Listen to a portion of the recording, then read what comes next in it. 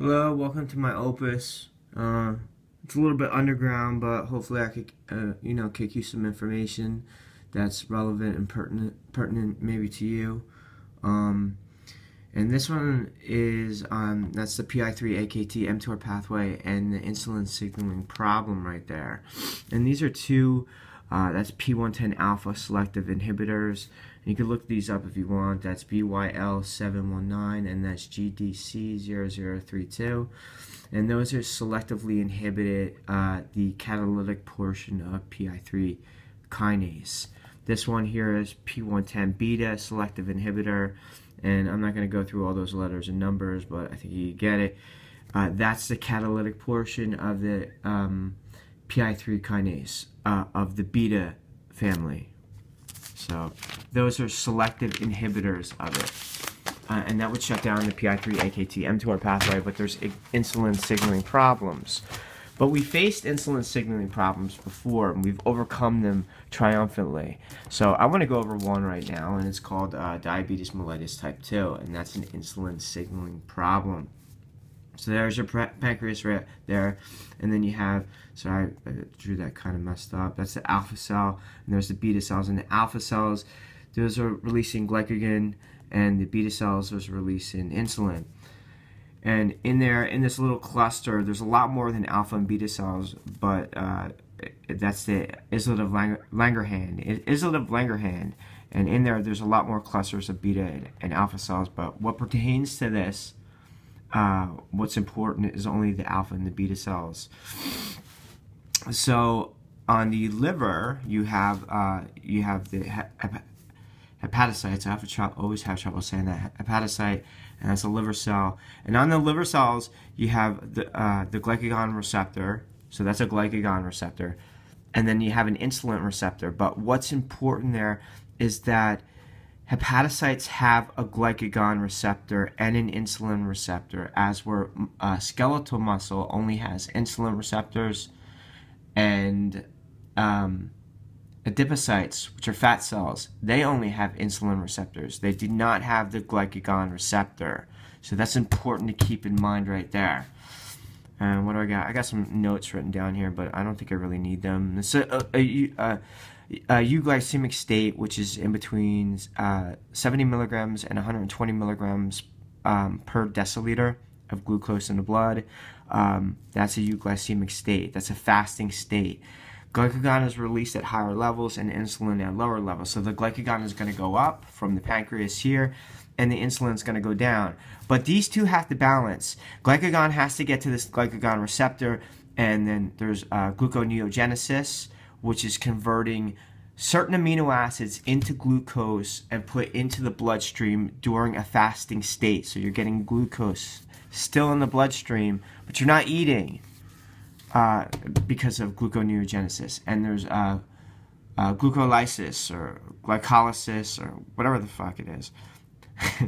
That's breaking down when glycagon gets to the glycagon receptor. That starts breaking down glycogen, which is a polymer of amino acids right there within the liver, and that's released in the bloodstream. But the insulin, still during a fasting state or still during a euglycemic state, there's still a little bit of insulin being released, even in a fasting state, because it has to counterbalance it slightly. Insulin is going to slightly inhibit gluconeogenesis. So all those amino acids right there aren't quickly converted into glucose, and then you go into hyperglycemia. It slows some of those pathways down, or stops some of those pathways completely, and it balances it. It balances it so it doesn't tip the scale right there. Another thing is glycogenesis is that the insulin receptors is adding on monomers of glucose on the onto the chain of glycogen. So it isn't just chopping up all of the glycogen and then there's nothing left at the end, because if insulin wasn't there wouldn't be anything left at the end. So the insulin kind of inhibits that gluconeogenesis just slightly enough so that all those amino acids aren't quickly converted into glucose, and then you're into a hyperglycemic state. And it adds monomers to the glucose chain there, which is glycogen. So just don't chop up all of the glycogen, and then you're left with nothing at the end. So it balances it, even in a fasting state. It balances it enough so that it doesn't tip the scale to one way. So what do we got over here? I think probably what I just said.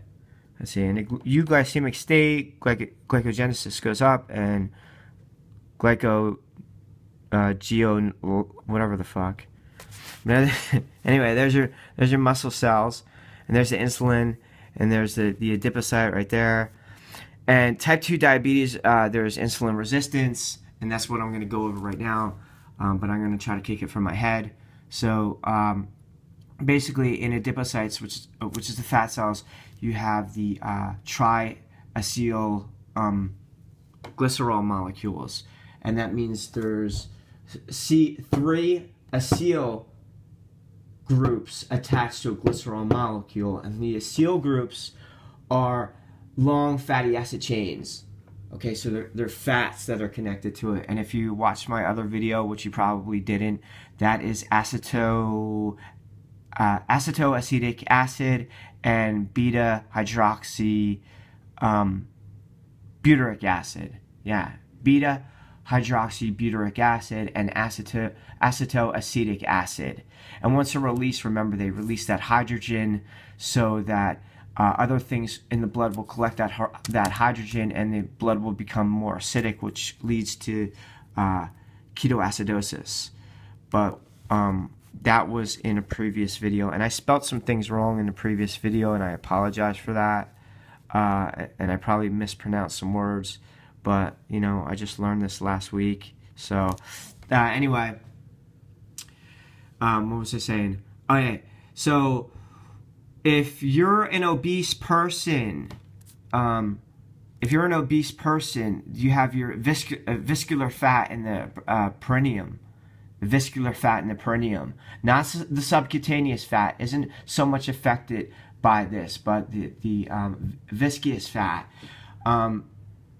When you're in a fasting state and insulin isn't getting there, you have the human sensitive lipase enzymes. So you have the lipase enzymes that are going to break down the fat. But because you're obese, you have more adipocytes. You have more fat sites in the perineum. You have more fat cells. So the lipase enzymes are able to go wild and just breaking down all those triacyl glycerol molecules and putting them into this bloodstream. Like, it's not, there's so many fat cells to act on that the lipase enzymes aren't held back any. They could just act on a whole bunch of them. As where if you're skinny, you have less fat cells, so there's less that the lipase enzymes can act on.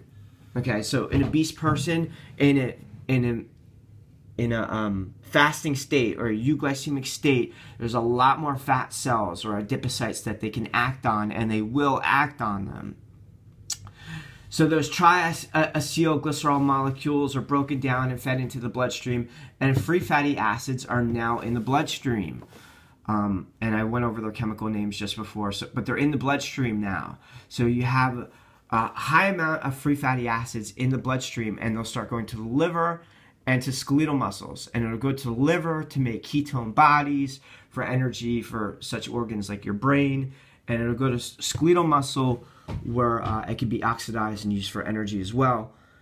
But in people that are obese, the free fatty acid level goes up so much in the blood, it goes so high that those pathways that are converting it into ketone bodies and so forth are getting bogged down. There's too much of it. So they'll actually create a reserve on their own.